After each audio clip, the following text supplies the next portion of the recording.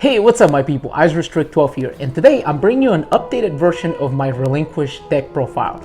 Now, if you're not able to tell by the name of my channel and my banner, the Relinquished archetype is by far my favorite.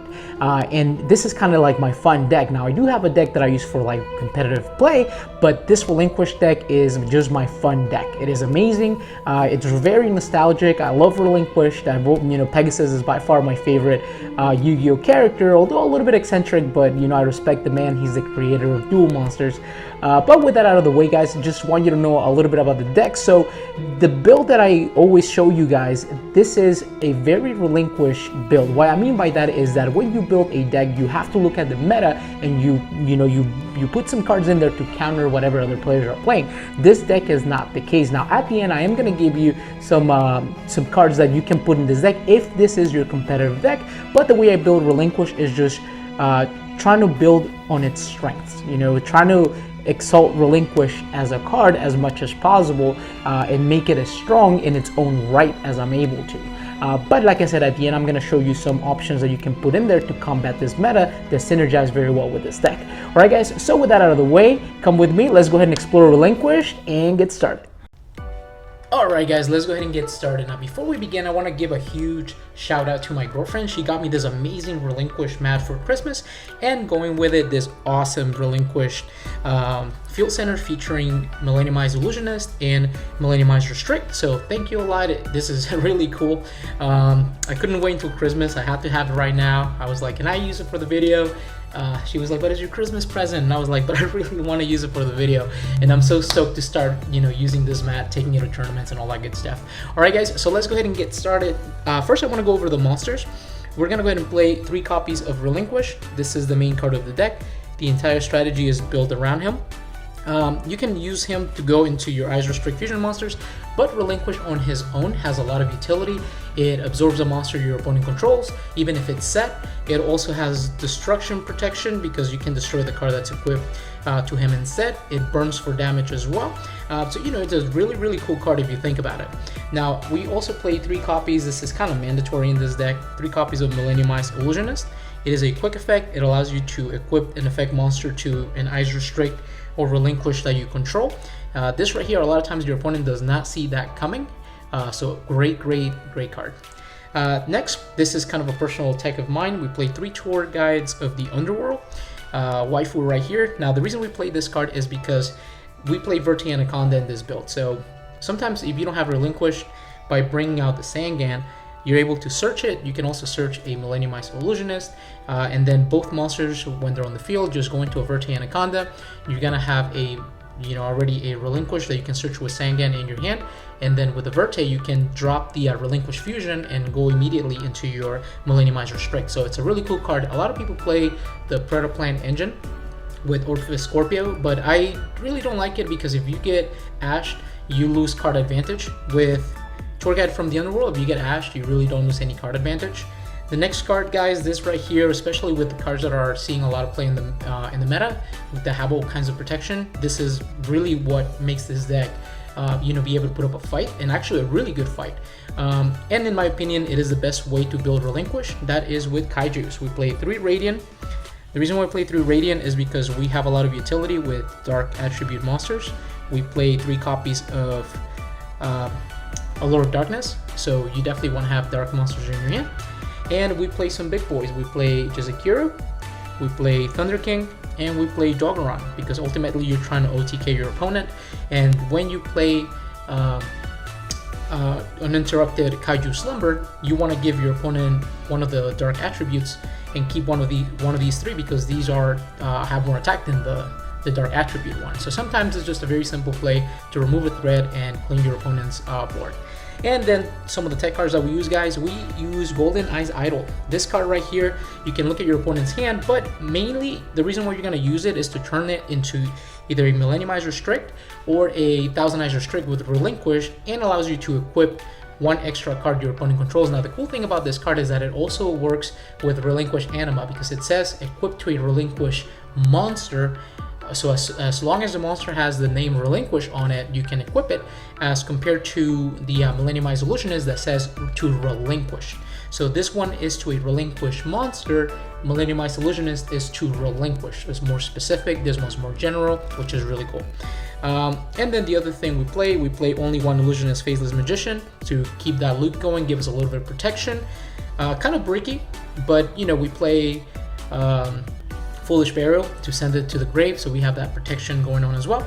And we only play one Kinkabayo because we don't want to see it early in the game. This is kind of like a mid to late game addition that is going to help us bring a level 1 monster from our graveyard to our field.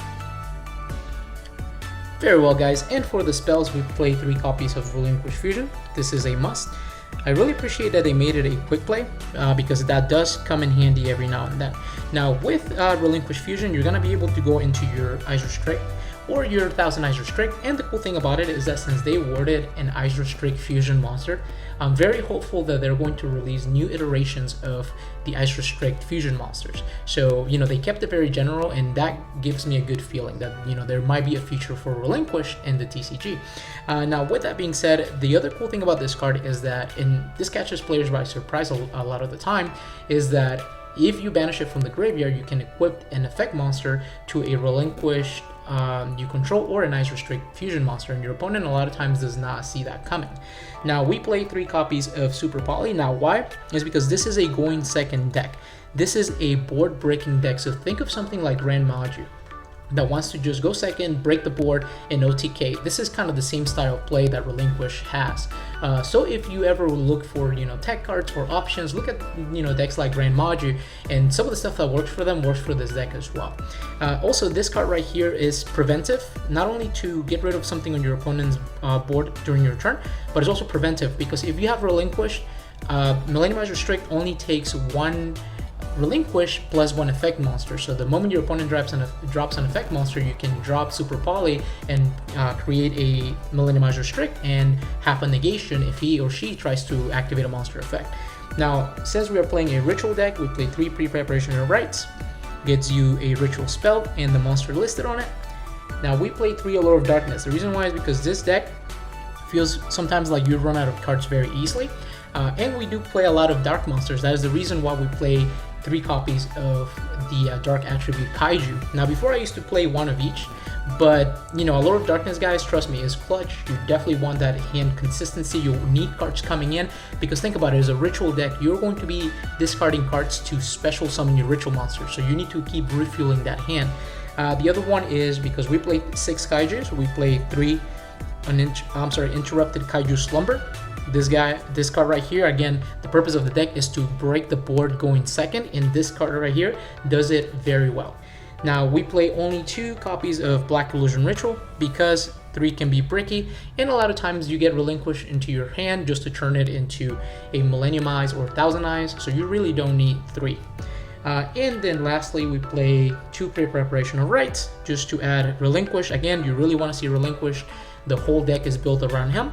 And to get some of those ritual spell cards from your graveyard, because we only play 2, we play 1 Foolish Burial, because this is how we send a lot of times Relinquish to fuse it from the graveyard, or to send the Millenniumized Illusionist, the Faceless Magician as well, just for protection, has a lot of utility in this deck.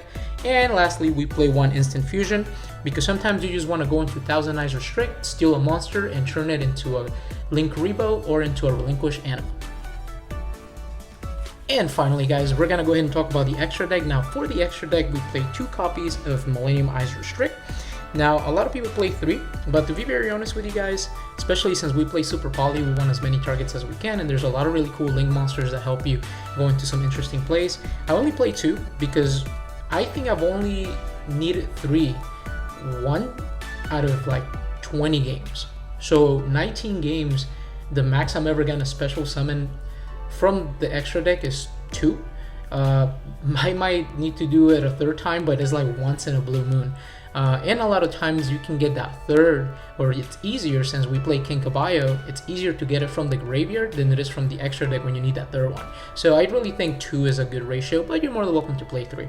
Now we also play 2 copies of 1000 Eyes Restrict. I used to play only 1, but ever since Golden Idol came out, it is actually realistic to make it with Relinquished Fusion.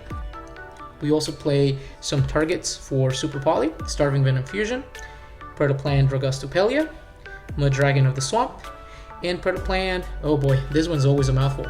Predator Plan Thrifivoratum. My goodness, I'm sure I butchered that.